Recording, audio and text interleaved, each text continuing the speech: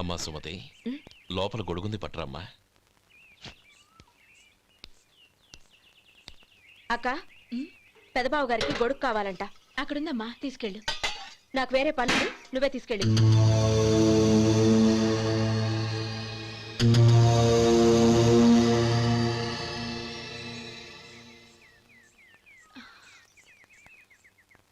బావగారు, ఇదిగోండి గొడుగు.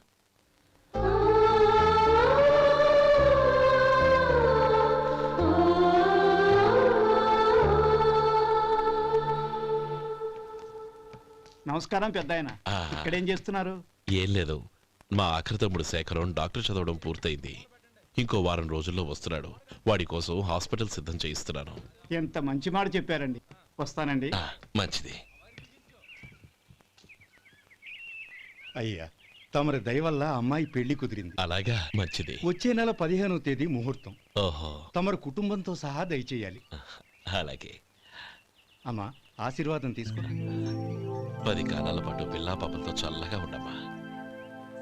మరి మేము వస్తామయ్యా. ఉండండి ఒక్క నిమిషం. అమ్మా సుమతి, దేవుడి దగ్గర ఉన్న కుక్కమరిని తీసుకురామ్మా. అవును, అబ్బాయి ఏం చేస్తుంటాడు? రైస్ మిల్లులో గుమస్తాగా పనిచేస్తున్నాడండి. ఎవరి మిల్లులో? వెంకయ్య గారి మిల్లులోనండి. ఆహా. అమ్మా సుమతి, కుంకుమేదమ్మా?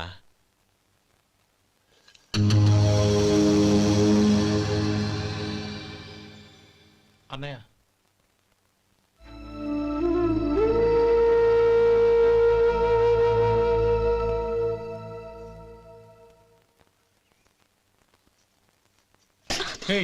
ఏంటిది? వచ్చిన దగ్గర నుంచి చూస్తున్నాను. అన్న ఏం చెప్పినా పట్టించుకోవేంటి? అసలు మా అన్నయ్య గురించి ఏమనుకుంటున్నావు? ఆయన ఏం చూసుకునే నీకు ఎంత పొగరు? గోపి, ఏంట్రా ఆ మాటలు? అమ్మా, నువ్వు లోపలికెళ్ళు.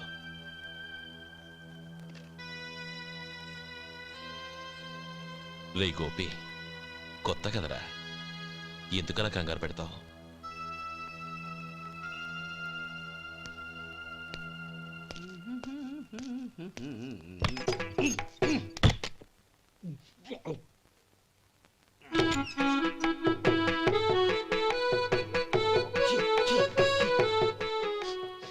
ఏంటయ్యా, ఎలక తెచ్చిన వాసన వస్తుంది? ఎక్కడా? ఇప్పుడే పోయింది.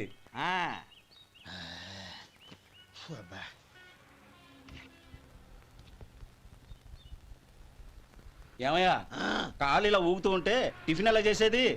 నా కాలు ఊగడానికి నువ్వు టిఫిన్ చేయడానికి ఏంటి సంబంధం? నేనంటుంది నీ కాలు గురించి కాదయ్యా, మరి ఈ కాలు గురించి. ఆ ముక్క ముందే చెప్పొచ్చుగా.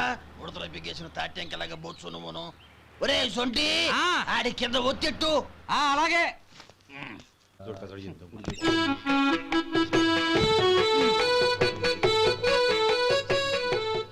ఇప్పుడు ఓకే.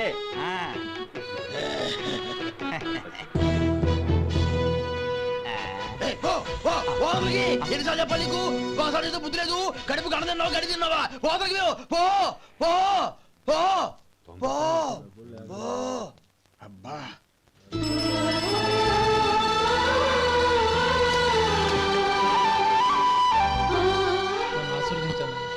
భగవంతుడు నిన్ను చల్లగా చూస్తాడు.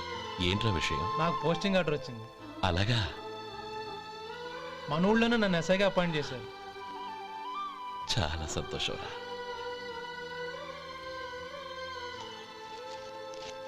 అన్నయ్య, నాకు కాదురా, ముందు మీ ఆవిడికి పెట్టు. ఇదంతా అమ్మాయి దృష్టం.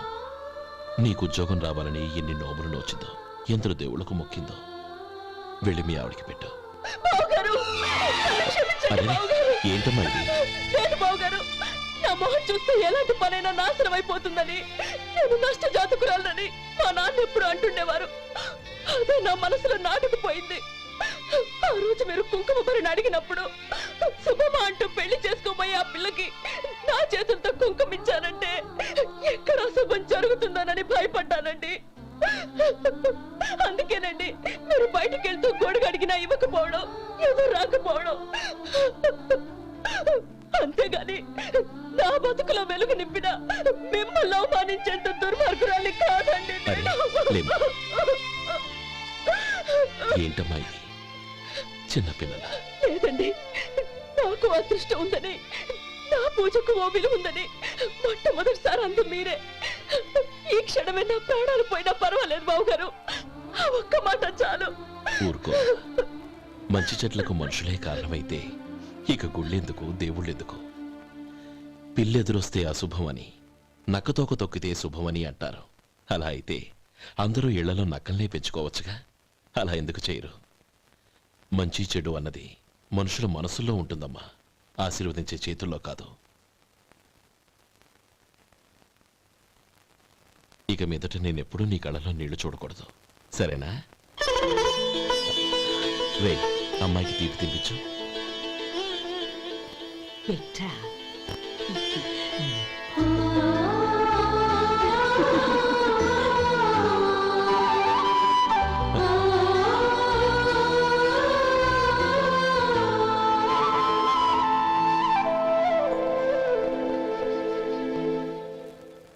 మధు, చిన్నప్పుడు నేను ఒక్కడనే కష్టపడుతున్నానని, నాకు సాయంగా ఉండాలని చదువు అవ్వలేదన్న వంకతో చదువు మానేశావు. ఇప్పుడు నీ తమ్ముళ్ళిద్దరూ అభివృద్ధిలోకి వచ్చారు. మరుదులిద్దరికీ మంచి ఉద్యోగాలు వచ్చాయి. తన భర్త మాత్రం అలాగే ఉన్నాడని నీ భార్య బాధపడదు. చూడు మధు, చదువుకున్నోళ్లే వృద్ధిలోకి రావాలని ఏమీ లేదు. కృషి పట్టుదల ఉంటే ఎవరైనా ఏదైనా సాధించవచ్చు. నీకు తెలివితేటలున్నాయి. నువ్వు తలుచుకుంటే కానిదంటూ ఏదీ లేదు. పైగా నీకు సాయిగా మేమందరం ఉన్నాం. ఎవడ్రా వాడు? ఇన్నాళ్ళుగా వ్యాపారం చేస్తున్నాను, నిన్నగాక మొన్న వచ్చినోడు వాడు నాకు పోటీయా? వాణ్ణి పెరగనివ్వకూడదు. వాణ్ణి ఇక్కడికి రప్పించండి, నేను మాట్లాడతాను.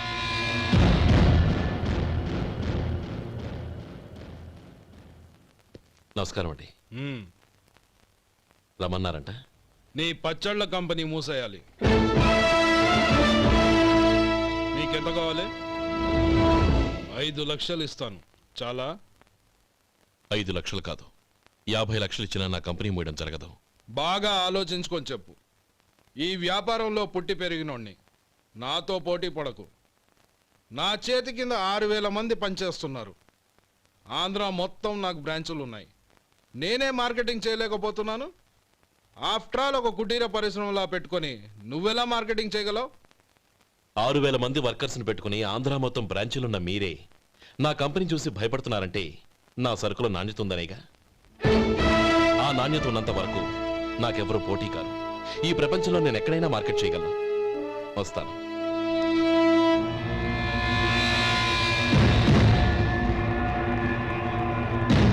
ఇక్కడ ఏం లేదండి. ఇక్కడ ఏం లేదండి.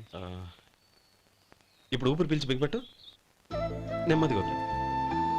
ఓకే, లే, నెమ్మదిగా ఇలా వచ్చి కూర్చో. ఏం లేదు, మామూలు కడుపు నొప్పే. ఈ టాబ్లెట్స్ 3 రోజులు వాడు. ఎలా వాడాలో ఇందులో రాశాను. Token number 29. టౌన్ డాక్టర్ భయపెట్టేశాడు, ఆపరేషన్ అది ఇదని. కానీ ఈ డాక్టర్ బాబు ఏమీ లేదని చెప్పాడు. అలాగా? ఈ బాబు 10 కాలాల పాటు చల్లగా ఉండాల.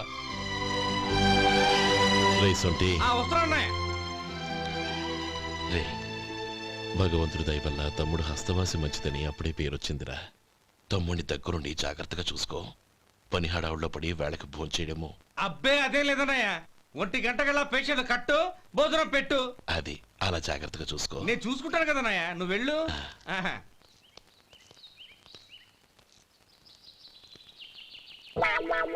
అయ్యో, ఏంటయ్యా ఉంటున్నాడా ఈ దెబ్బలు? ఏదైనా యాక్సిడెంటా? అదేం కాదండి, మరి గోరు కొరికినందుకు ఎలక్ట్రిక్ స్తంభానికి కట్టేసి ఇలా రక్తం వచ్చేలా కొట్టారండి. ఊరు కొరికినందుకు ఎలక్ట్రిక్ స్తంభాన్ని కట్టేసి ఇంతలా కొడతారా? వాళ్ళు అసలు మనుషులా రాక్షసులా? చాలా థ్యాంక్స్ అండి, కనీసం మీరైనా అర్థం చేసుకున్నారు. వాళ్ళు అర్థం చేసుకోలేదండి.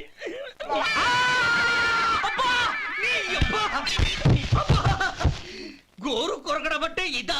నిన్ను కొట్టడం కాదురా, నిలువురా నరికేయాలి. మన 2 ఊర్ల పొలిమేరలో ఉన్న ఈ మల్లికార్జున స్వామి వారి దేవాలయం జీర్ణదశలో ఉందన్న విషయం మీ అందరికీ తెలుసు. ఇన్నాళ్ళు మీ ఊరు వాళ్ళు పట్టించుకుంటారని మా ఊరి వాళ్ళు, మా ఊరి వాళ్ళు పట్టించుకుంటారని మీ ఊరి వాళ్ళు దీన్ని ఇలా వదిలేశారు. ఈ గుడి మీ ఊరికి ఎంత ముఖ్యమో మా ఊరికి అంతే ముఖ్యం. కాబట్టి మన ఇరు గ్రామ ప్రజలు కలిసి దాన్ని బాగు చేయించి కుంభాభిషేకం చేయించాలనే సదుద్దేశంతో ఒక కమిటీని ఏర్పాటు చేశాం. ఈ కమిటీలో 2 గ్రామాలకు సంబంధించిన ప్రముఖులు ఉన్నారు. కమిటీ ప్రెసిడెంట్గా ఎవరిని ఎన్నుకోవాలనే విషయంలో శ్రీ గోపాలరావు గారి పేరు, శ్రీ లక్ష్మీపతి గారి పేరు పరిశీలనలోకి వచ్చాయి. అందువలన మేమందరం బాగా ఆలోచించి తర్జన భర్జనలు చేసిన మీదట శ్రీ గోపాలరావు గారే అన్ని విధాలా ప్రెసిడెంట్ పదవికి అర్హులని ఈ కమిటీ నిర్ణయించడం జరిగింది.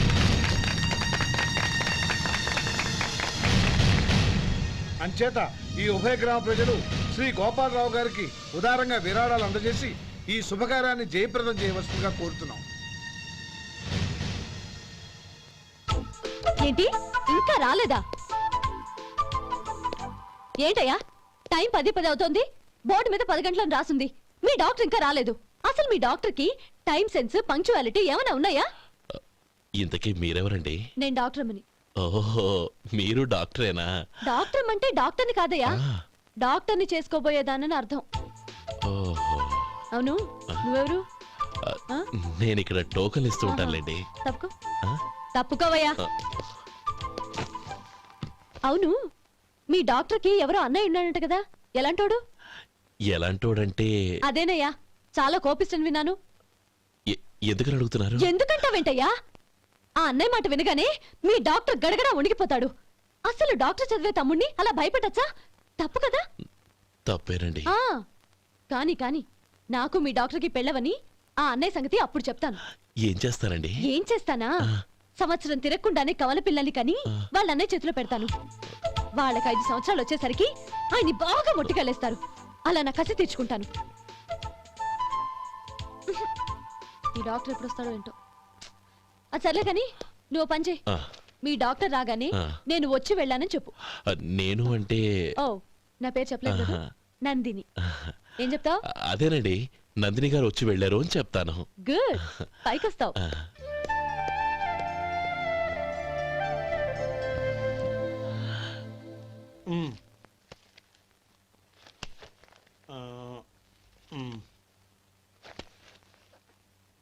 దీంతో మొత్తం 4,98,200 అయ్యాయి. పోతే నువ్వు ఇచ్చినంత ఇవ్వలేకపోయినా ఈ దైవకార్యానికి నా వంతు చందా 1800. దీంతో మొత్తం 5 లక్షలు పూర్తయ్యాయి. సరేరా, నేను ఈ డబ్బు తీసుకుని పట్నం వెళ్ళి బ్యాంక్ లో వేసి వస్తాను. అలాగే, నేను నీతో వద్దాం అనుకున్నాను రా, అనుకోకుండా సాయంత్రం ఇన్స్పెక్షన్ వచ్చింది. పర్వాలేదులే, వెళ్ళొస్తాను.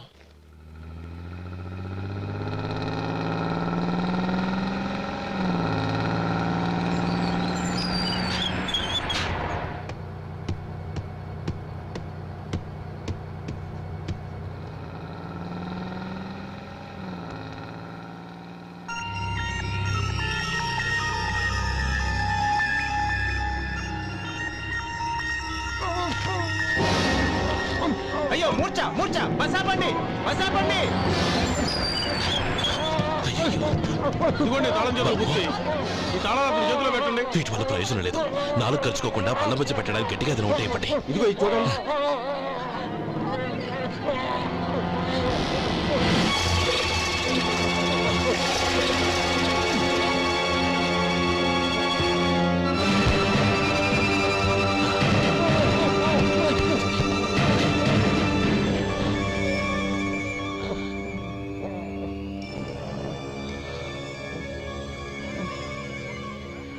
మీరు వెళ్ళి మీ సీట్లో కూర్చోండి, కొంచెం గాలాన్ని పడ్డి. ఇప్పుడు ఎలా ఉంది బాబు?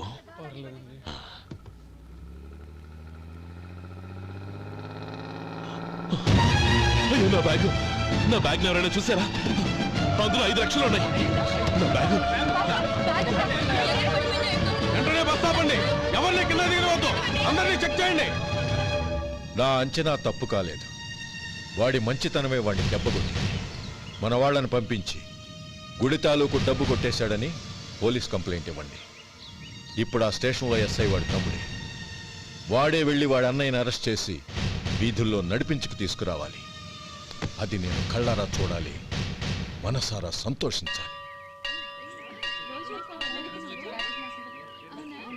అయ్యా గోపాలం గారు మీరు దేవస్థానం సొమ్ము దొంగిలించారని ఎవరో పోలీస్ కంప్లైంట్ ఇచ్చారంట. మిమ్మల్ని అరెస్ట్ చేయడానికి మీ తమ్ముడు గారు వస్తున్నారు.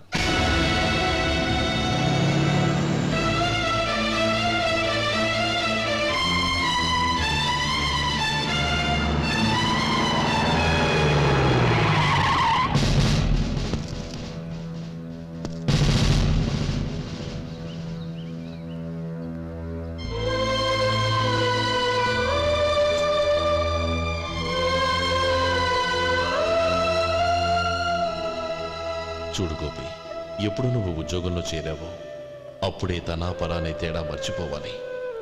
నేరం చేసిన వాడు నీ తమ్ముడైనా అన్నైనా సరే శిక్షించాల్సిన బాధ్యత నీది. అదే నువ్వు నీ ఉద్యోగానికి ఇచ్చే గౌరవం.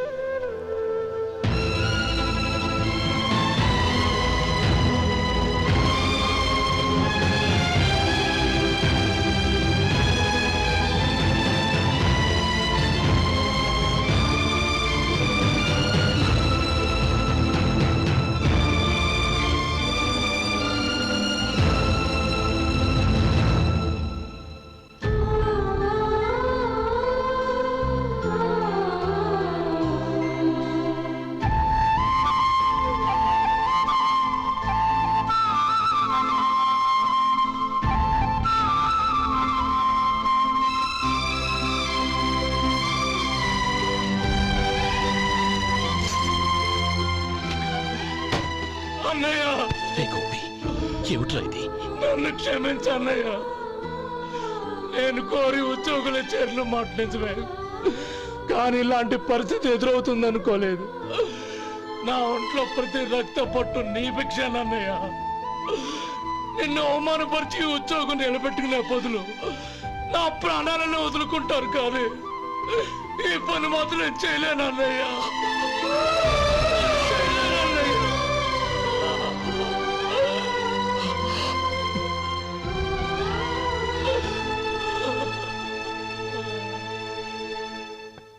ఏరా, ఇన్నేళ్లు కష్టపడి సంపాదించిన ఉద్యోగానికి రాజీనామా చేస్తావా? కనీసం నీ పెళ్ళాం ఏమనుకుంటుందోనని ఆలోచించావా? ఇందులో అనుకోవడానికి ఏముంది మామగారు? ఎండనక వాననక కష్టపడి ఓ తండ్రి కంటే ఎక్కువగా ఈయన్ని పెంచి పెద్ద చేశారు బావగారు. అలాంటి దేవుణ్ణి అరెస్ట్ చేసే ఆ ఉద్యోగం ఈయనకు అవసరం లేదు. బాగుంది. అన్నకు తగ్గ తమ్ముడు, తమ్ముడికి తగ్గ పెళ్ళాం. సరే, మీ ఇష్టం. నానమ్మ, అన్నయ్యడి. నమస్కారం అండి. ఓ నువ్వా? రా కూర్చో. పర్వాలేదండి. ఏంటి ఇలా వచ్చావు? ఆ రోజు నా కంపెనీని మూసేయమన్నారు. ఇప్పుడు నేను మూసేయడానికి సిద్ధంగా ఉన్నాను. దానికి ప్రతిఫలంగా నాకు 5 లక్షలు కావాలి. అలాగే, నీకు కావాల్సిన 5 లక్షలు నేను ఇస్తాను. చాలా థ్యాంక్స్ అండి. కానీ మీరు మీ కంపెనీని మూసేయక్కర్లేదు. సార్? అవును మిస్టర్ మధు, మీ అన్నగారికి జరిగిన అన్యాయం గురించి తెలుసుకున్నాను. మీ కుటుంబం గురించి కూడా విన్నాను. సహజంగా అందరూ ఐకమత్యానికి ఉదాహరణ రామలక్ష్మణులు అంటారు. కానీ ఆ రామలక్ష్మణులు ఎలా ఉంటారనేది పుస్తకాల్లో చదవడం తప్ప ఎవ్వరూ చూడలేదు. మీ అన్నదమ్ములను చూస్తే ఆ రామలక్ష్మణులు ఇలాగే ఉండేవారేమో అనిపిస్తుంది. అలాంటి కుటుంబానికి ఇలాంటి ఇబ్బంది రావడం నిజంగా దురదృష్టం. రామునికి హనుమంతుల్లా కాకపోయినా ఏదో ఉడతా భక్తిగా నా వల్ల వీలైన సహాయం ఈ 5 లక్షలు తీసుకో. మీ కంపెనీ పేరు మీదే అన్ని సరుకులు తయారు చేయండి. నేను వాటిని ప్రపంచమంతా మార్కెటింగ్ చేస్తాను. సార్, మీ రుణం ఉంచుకోను, తొందరలోనే తీర్చేస్తాను. స్నేహితుల మధ్య రుణాలేంటి మధు? We are friends.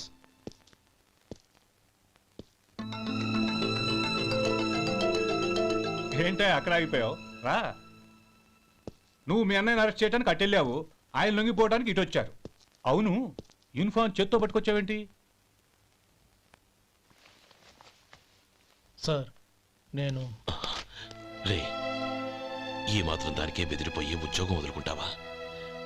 నువ్వు ఇలాంటివి ఎన్నో సమర్థవంతంగా ఎదుర్కోవాలి. నిన్ను నేను ఎస్పీగా చూడాలి. అది కాదన్నయ్య. ఇంకేం మాట్లాడకు. ఇన్స్పెక్టర్ గారు, నన్ను లాకప్లో పెట్టండి. ఆగండి సార్, ఆ డబ్బు ఎక్కడికి పోలేదు, నేనే తీసి జాగ్రత్త చేశాను. ఈ విషయం అన్నయ్యకి తెలియక బ్యాగులో డబ్బు కనబడకపోవడంతో అది పోయిందనుకున్నాడు. నేను పట్నం నుంచి వచ్చేసరికి జరిగిన గొడవంతా తెలిసిందే. రే మధు, జరిగిన దానికి నన్ను క్షమించనయ్యా. ఇంటికి వెళ్ళాక అన్ని వివరంగా చెప్తాను. సార్, ఇదిగోండి 5 లక్షలు. ఇది కమిటీ వాళ్ళకి అప్పగించి ఈ కేసు కొట్టేయండి సార్. భలే వాడివయ్యా, తీసినప్పుడు ఒక మాట ఆయనతో చెప్పుండొచ్చుగా. అనవసరంగా పెద్ద ఆయన స్టేషన్ వరకు రప్పించావు. Sorry sir. అన్నయ్య, మీరు ఇంటికి వెళ్ళండి, నేను లెక్క అప్ప చెప్పేసి వస్తానండి. అలాగే. ఎలా దెబ్బ కొట్టాలన్నా కుదరటం లేదు. అయినా వీళ్ళకు ఉన్న పళ్ళంగా 5 లక్షలు ఎలా వచ్చాయి? అదే బావా, నాకు అర్థం కావటం లేదు. నీకు అర్థమైతే ఆశ్చర్యపడాలి కానీ అర్థం కాకపోతే ఆశ్చర్యమేముంది? Useless fellow.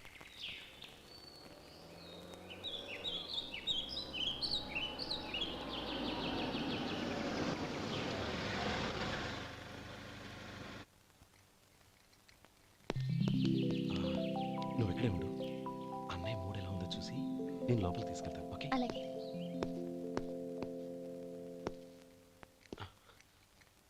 అన్నయ్య, ఏంట్రా? నేను చాలా రోజుల నుంచి నీకు విషయం చెప్తున్నాను, గుర్తుందా? ఏ విషయం? అదే అన్నయ్య, నేను ఓ అమ్మాయిని ఓ అమ్మాయిని లవ్. ఓహో, లవ్ చేస్తున్నావా? ఆ విషయం నువ్వు నాకెప్పుడు చెప్పావురా? ఊళ్ళో అందరూ అనుకుంటుంటే నేను విన్నాను. సారీ అన్నయ్య, నీకు చాన్నాళ్ళుగా చెప్పాలనుకుంటున్నాను కదా, అందువల్ల చెప్పేశానేమో అనుకున్నాను. ఓహో, ఆ అమ్మాయి వచ్చిందన్నయ్య, బయట నిలబడి ఉంది. బయట నిలబెట్టడం ఏమిట్రా? లోపలికి తీసుకురా. అలాగే అన్నయ్య. ఏయ్, అన్నయ్య మంచి మూడ్లో ఉన్నాడు, రా. కమ్.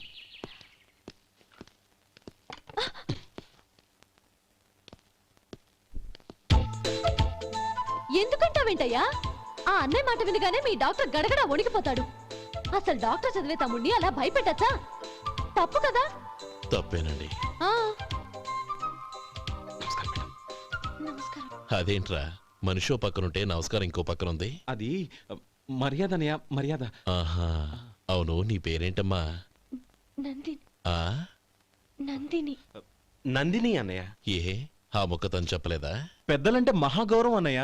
మేమిద్దరం ఇంత క్లోజ్ ఫ్రెండ్స్ కదా, ఆయన నాతో కూడా ఎక్కువ మాట్లాడదు. ఓహో కదా. నాకు మీ డాక్టర్కి పెళ్ళవని అప్పుడు అన్నయ్య సంగతి చెప్తాను. ఏం చేస్తానండి? ఏం చేస్తానా? సంవత్సరం తిరగకుండానే కవల పిల్లల్ని కని వాళ్ళ అన్నయ్య చేతిలో పెడతాను. వాళ్ళకి 5 సంవత్సరాలు వచ్చేసరికి ఆయన్ని బాగా మొట్టిగలేస్తారు. అవును, అమ్మాయి మోహం చూడకుండా నిర్ణయం ఎలా తీసుకోనరా? తలెత్తు.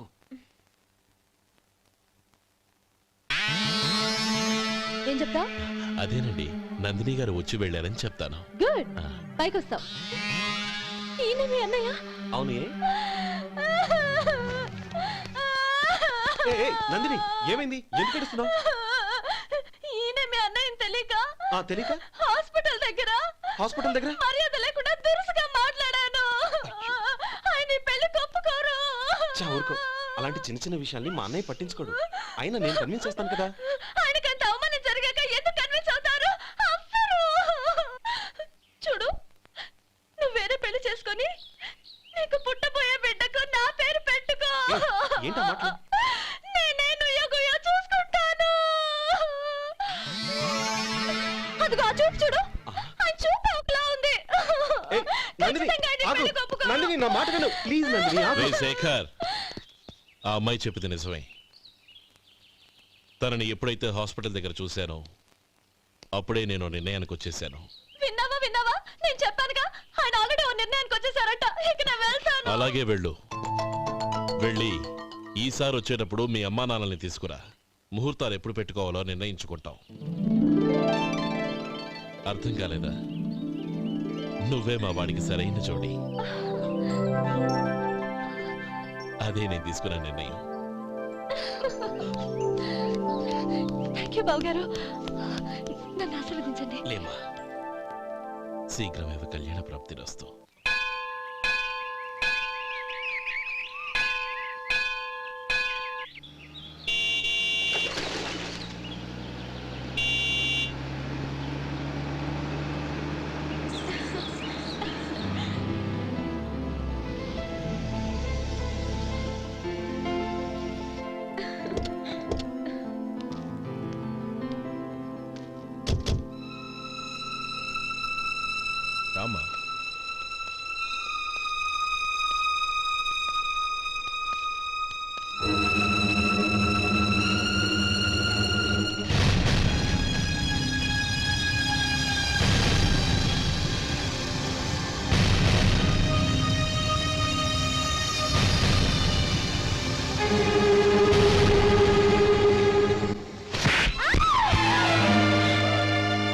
పరువు తీసావు కదే. ఒక బిచ్చగాడిని నువ్వు కోరుకున్న వాడికి ఇచ్చి చేసేవాడిని. కానీ నువ్వు ఎవరిని ప్రేమించావో తెలుసా? ఎవడి నీడ సోకితే పంచమహాపాతకాలు అంటుకుంటాయనుకుంటున్నానో వాడి తమ్ముణ్ణి. ఆ రోజు ఆ గోపాలం గాడు నిశ్చితార్థం వరకు వచ్చి నా చెల్లెల్ని చేసుకొని వెళ్ళిపోయాడు. ఆ ఆవేశంలో తొందరపడి ఓ పొరుగురు వాడికి నా చెల్లెల్నిచ్చి పెళ్లి చేశాను. ఆ తర్వాత తెలిసింది వాడికి అంతకుముందే పెళ్లి అయిపోయిందని. వాడు పెళ్ళైన వాడైనా పర్వాలేదు, పరమ దుర్మార్గుడు. ఇంకొకరిని ప్రేమించిన దానివేగా అని దెప్పి పొడుస్తూ నా చెల్లెలికి మాటలతోనే నరకం చూపించాడు. అటు ప్రేమించిన వాడు దగా చేశాడు, ఇటు చేసుకున్నవాడు కిరాతకుడు. ఇలా చిత్రవధ అనుభవించి నా చెల్లెలు ఒకరోజు స్టవ్ పేలిపోయి చనిపోయింది. దీనికంతటికి కారణం ఎవరు? వాడు అన్న. అటువంటి వాడింటికి కోడలుగా వెళ్తావా? ఒక్క మాట చెప్తున్నాను విను. నువ్వు జీవితాంతం పెళ్లి చేసుకోకుండా ఇంట్లో పడినా పర్వాలేదు కానీ వాడి తమ్ముడితో మాత్రం నీ పెళ్లి జరగదు. రేయ్, పురోహితుని రమ్మని చెప్పు. వచ్చే ముహూర్తంలోనే నీకు నందినికి పెళ్లి.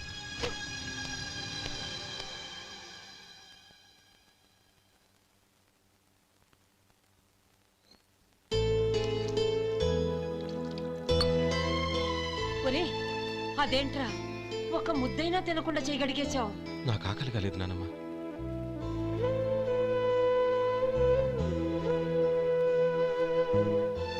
ఆ అమ్మాయి చాలా మంచిది, చదువుకున్న పిల్ల, మనందరికీ బాగా నచ్చింది.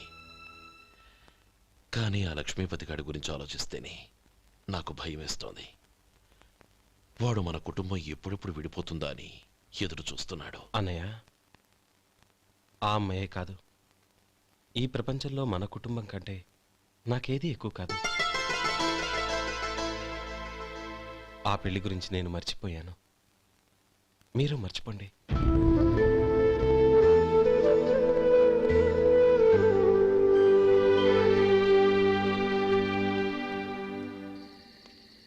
శేఖర్, నువ్వా? ఏంటి ఈ టైంలో వచ్చావు? నీతో ఓ విషయం మాట్లాడాలి. ఒకసారి బయటకు వస్తావా?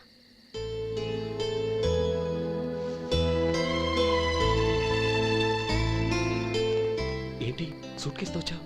శేఖర్, మా నాన్న నాకు వేరే పెళ్లి చేయాలని చూస్తున్నాడు. అందుకే నేను నిర్ణయానికి వచ్చాను. మన ఇద్దరం ఎక్కడికైనా పారిపోదాం. చూడు నందిని, ఈ టైంలో నిన్ను నన్ను మా అన్నయ్య చూశాడంటే బాగోదు. నువ్వు వెళ్ళిపో. అన్నయ్య అన్నయ్య అన్నయ్య, ఎప్పుడు మీ అన్నయ్య మాటేనా? నీకు నేను ముఖ్యమా, మీ అన్నయ్య ముఖ్యమా? నాకు మా అన్నయ్య ముఖ్యం. శేఖర్, నీ గుండెల మీద చేయి వేసుకొని చెప్పు, నన్ను మర్చిపోయి నువ్వు సుఖంగా ఉండగలవా? అది నాకు తెలియదు, కానీ మా అన్నయ్యకు తలవంపులు తెచ్చి ఖచ్చితంగా నేను మనశ్శాంతితో ఉండలేను. నా పరిస్థితి అర్థం చేసుకో. దయచేసి మీ నాన్న చూసిన సంబంధం చేసుకుని సుఖంగా ఉంటుంది.